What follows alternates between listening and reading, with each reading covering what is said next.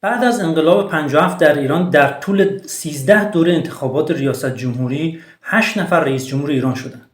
سرنوشت این رؤسای جمهور در نوع خودش قابل تأمل و تفکر است. مقام رئیس جمهور بعد از سقوط حکومت شاهنشاهی پهلوی و شروع جمهوری اسلامی با تصویب قانون اساسی جمهوری اسلامی در سال 1358 شکل قانونی به خودش گرفت. طبق قانون اساسی رئیس جمهور ایران بعد از رهبری دومین مقام سیاسی بلندپایه کشور است و هیئت دولت و قوه مجریه تحت امر اون قرار داره. با این توضیحات با شما می‌خوایم در مورد 8 رئیس جمهوری که در طول مدت جمهوری اسلامی به قدرت رسیدن صحبت کنیم و ببینیم سرنوشت اونها چی شده و در مجموع ببینیم که در دوران این رؤسای جمهور چه اتفاقاتی افتاده.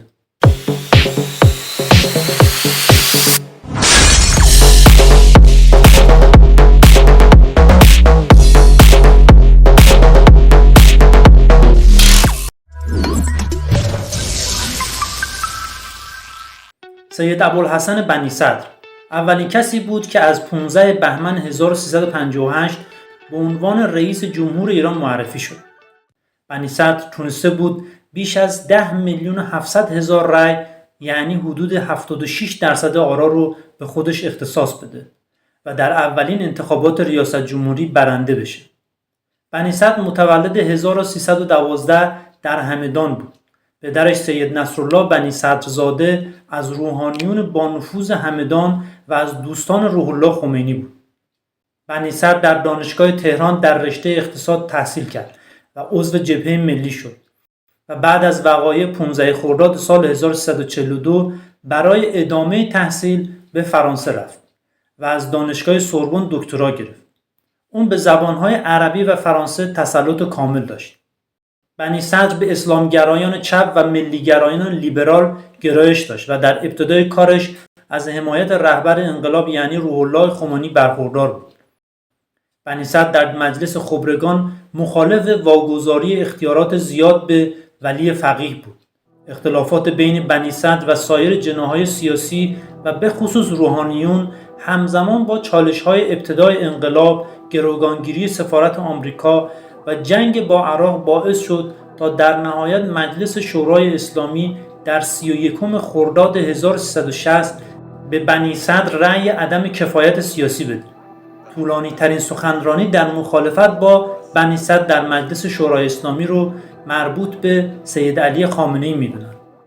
بنی صدر با 177 رأی موافق، 12 رأی ممتنع و 1 رأی مخالف به دلیل عدم کفایت سیاسی از ریاست جمهوری برکنار شد و مخفیانه از کشور خارج میشه. در نهایت بنی صدر در 17 مهر 1400 در سن 88 سالگی بر اثر بیماری در شهر پاریس از دنیا رفت. محمد علی رجایی دومین نخست وزیر بعد از انقلاب و دومین رئیس جمهور ایران محسوب میشه. اون تونسته بود بیش از 13 میلیون رأی یعنی حدود 90% آرا رو کسب کنه و در غیاب بنی صدر پیروز انتخابات ریاست جمهوری در سال 1360 بشه. محمد علی رجایی متولد 1312 در قزوین بود و دارای درجه کارشناسی ریاضیات از دانشسرای عالی و کارشناسی ارشد آمار بود و قبل از انقلاب ایران دبیر ریاضی بود. رجایی مورد حمایت حزب جمهوری اسلامی بود و در مرداد 1359 بنی صدر از سر اجبار رجایی رو که مورد تایید اون نبود رو به سمت نخست وزیری دولت خودش انتخاب میکنه. رجایی در 8 شهریور 1360 و تنها بعد از 28 روز از آغاز ریاست جمهوری خودش در بمبگذاری که توسط سازمان مجاهدین خلق انجام شد در دفتر نخست وزیری ترور میشه.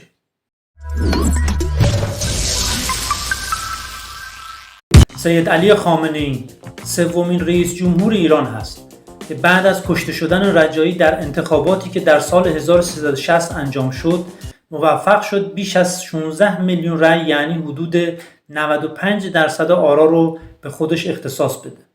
سید روح الله خمینی که با تصدی روحانیون در مقام ریاست جمهوری موافق نبود با نامزدی علی خامنه‌ای موافقت کرد.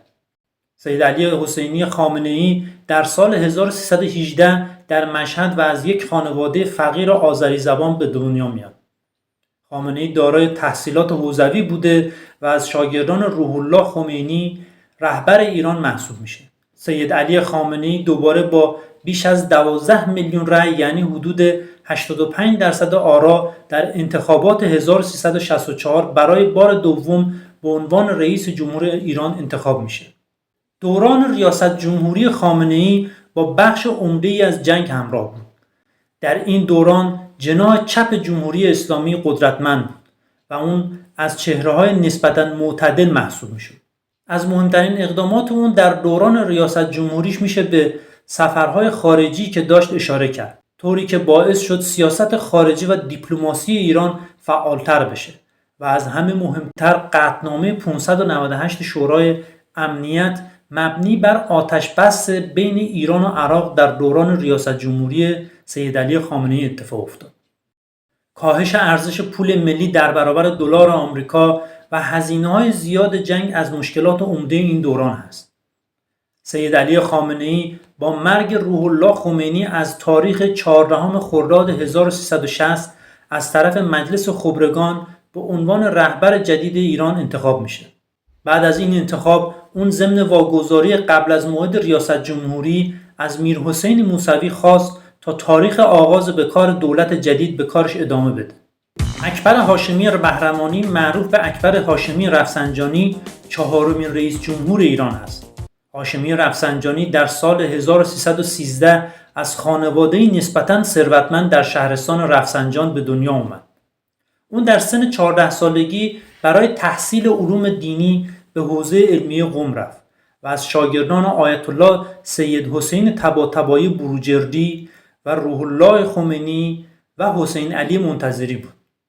بعد از انقلاب رفسنجانی از سایر بازیگران صحنه سیاست ایران هوش و ذکاوت سیاسی بیشتری از خودش نشون داد. این توانایی اون به همراه اعتماد کاملی که خمینی به هاشمی داشت، دو عامل اصلی افزایش روزافزون قدرت اون در نظام جمهوری اسلامی بعد از انقلاب بود و از سال 1359 تا 1368 رئیس مجلس شورای اسلامی ایران بود. اکبر هاشمی رفسنجانی بعد از مرگ روح الله خمینی و شروع رهبری آیت الله سید علی خامنه‌ای کاندید ریاست جمهوری ایران میشه و با کنار گذاشتن رقبای خودش موفق به کسب بیش از 15,500,000 رأی یعنی حدود 94% آرا شد و بعد از تنفیذ اون توسط رهبر جدید ایران وارد ساختمان ریاست جمهوری میشه. از اون لحظه اولی که تقریباً 30 سال پیش در درس مرحوم آیت الله داماد من با چهره منوریشون آشنا شدم که قبلا با اسمشون آشنا بودم تا امروز که حکم ریاست جمهوری هم رو از ایشون میگیرم، پشت سرم یک مسیر هموار روشن، یک نواخت همدلی و همکاری و اعتماد و اطمینان میبینم که امیدوارم همین وضع تا پایان عمرمان ادامه پیدا کنه. در شروع دوران ریاست جمهوری اون جنگ تازه تموم شده بود و با انتخاب رهبر جدید و بازنگری قانون اساسی و حذف پست نخست وزیری ایران وارد مرحله جدیدی بعد از انقلاب شده بود. هاشمی رفسنجانی برای بار دوم با بیش از 10,500,000 رأی یعنی حدود 63% آرا در انتخابات سال 1372 رئیس جمهور ایران میشه. از دوران ریاست جمهوری هاشمی رفسنجانی به عنوان دوران سازندگی یاد میشه، چرا که مسئله اصلی کشور در اون زمان بازسازی بعد از جنگ و توسعه اقتصادی بود. هاشمی رفسنجانی از سال 1368 تا زمان مرگش رئیس مجمع تشخیص مصلحت نظام هم بود. اون از ابتدای تأسیس مجلس خبرگان رهبری در سال 1361 تا سال 1385 نایب رئیس اول مجلس خبرگان هم بود و از سال 1386 تا سال 1390 به عنوان رئیس مجلس خبرگان رهبری انتخاب شد. رفسنجانی همچنین رئیس هیئت مؤسس و هیئت امنای دانشگاه آزاد اسلامی هم بود.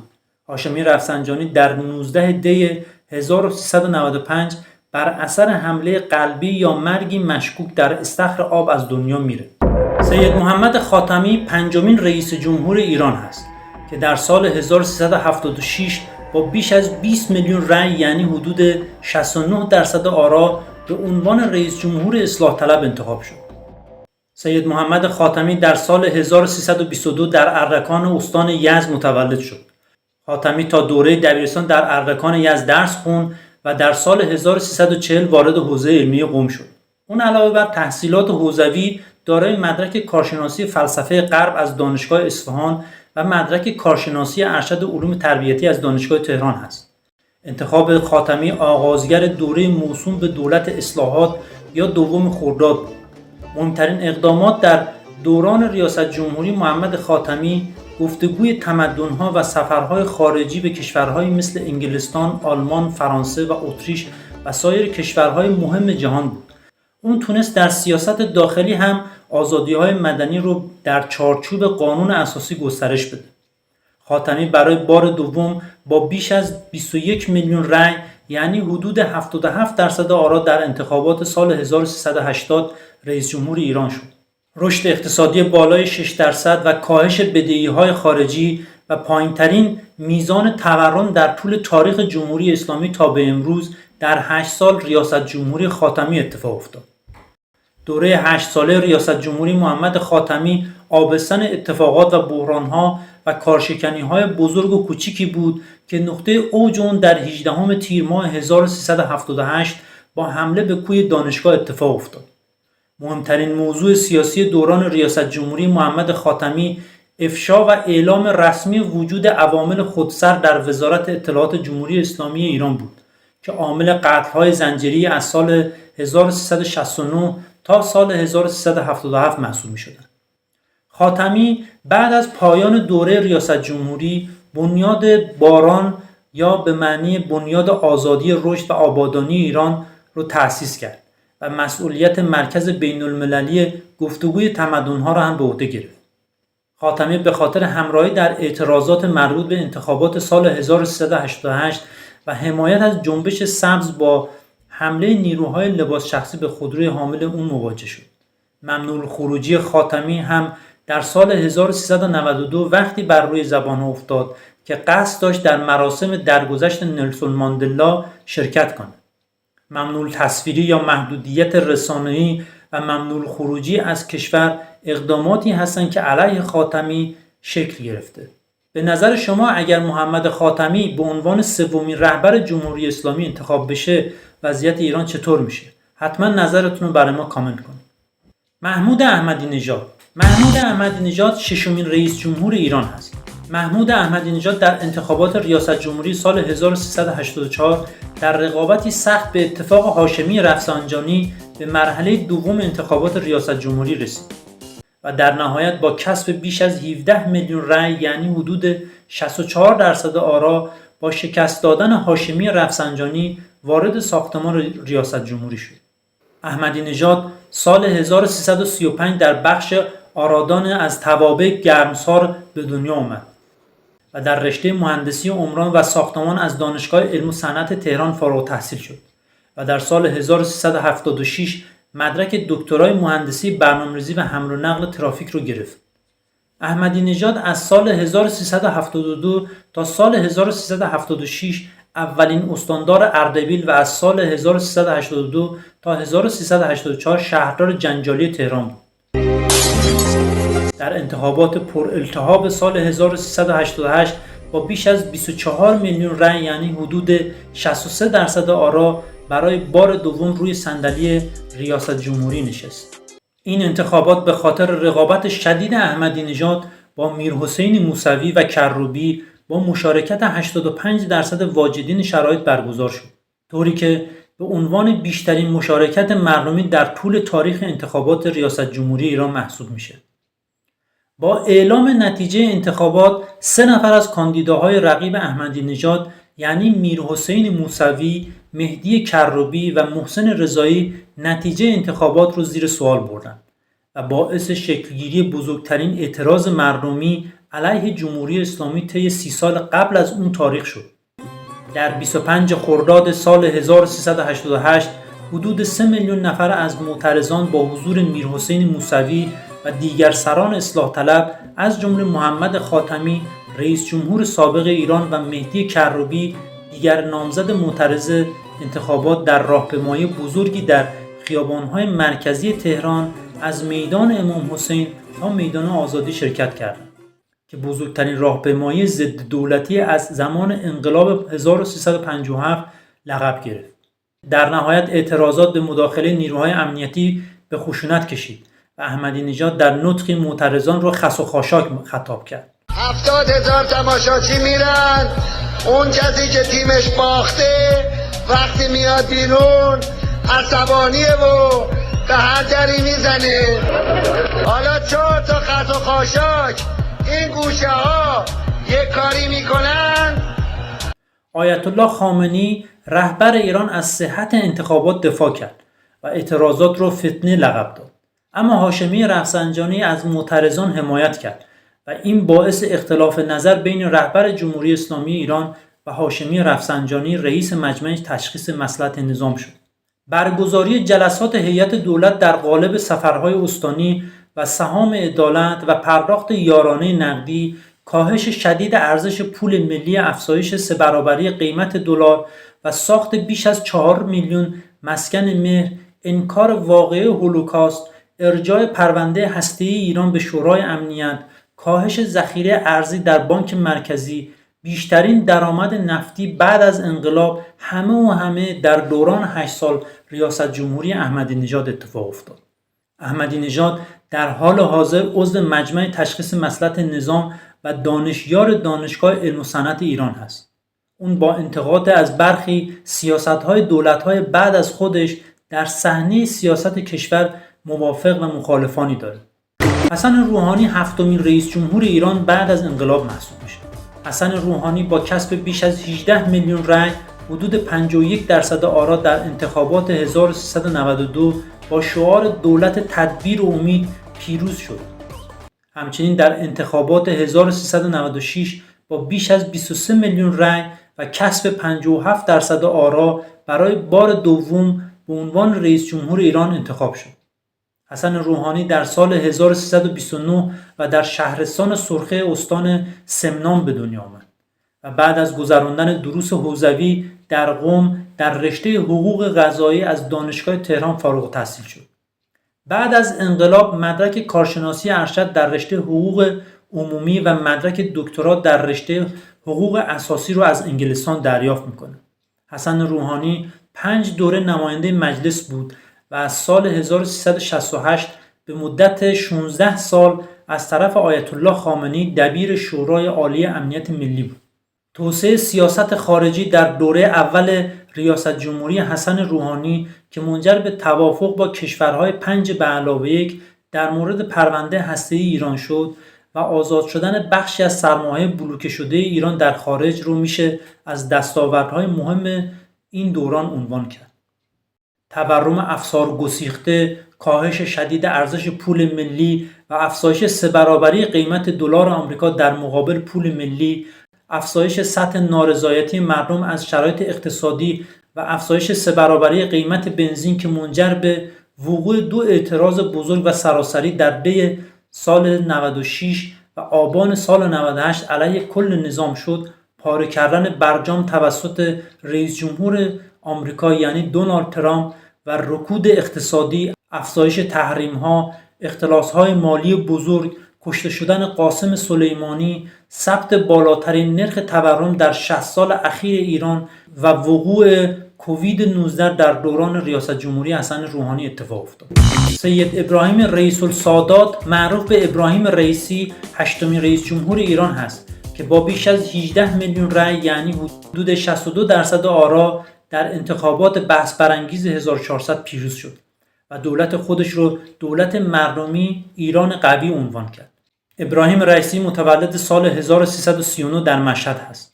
اون تحصیلات حوزوی داره و همچنین گفته شده اون دارای مدرکش کارشناسی ارشد حقوق بین‌الملل خصوصی و دکترای فقه و حقوق خصوصی از مدرسه عالی شهید مطهری رو گرفته.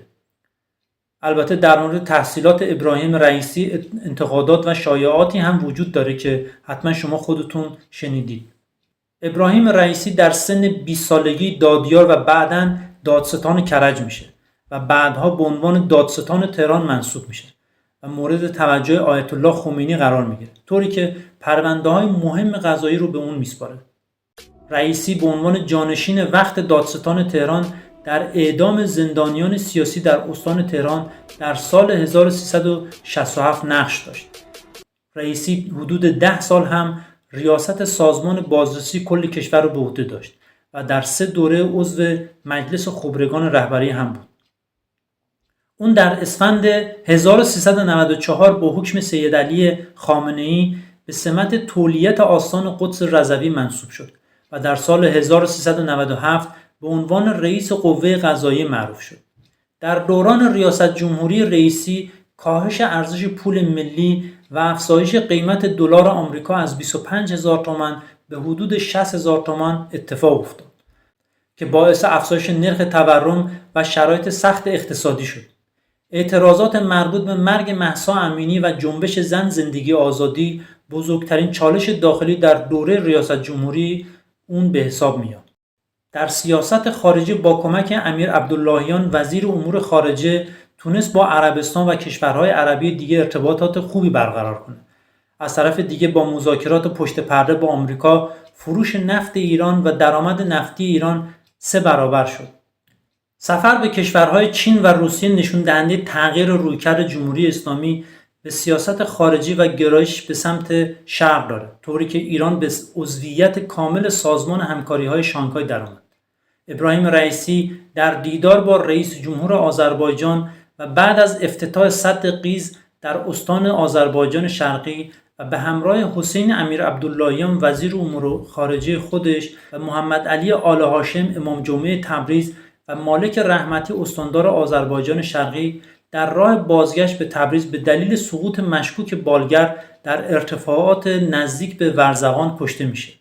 طبق قانون اساسی ایران اگر رئیس جمهور به دلایلی مانند مرگ، عزل، استعفا، غیبت یا بیماری توانایی انجام مسئولیت‌های خودش رو نداشته باشه، معاون اول رئیس جمهور با موافقت رهبری وظایف اون رو موقتاً بر عهده میگیره و باید ظرف مدت 50 روز شرایط انتخاب رئیس جمهور بعدی رو از طریق انتخابات پیش از موعد فراهم کنه.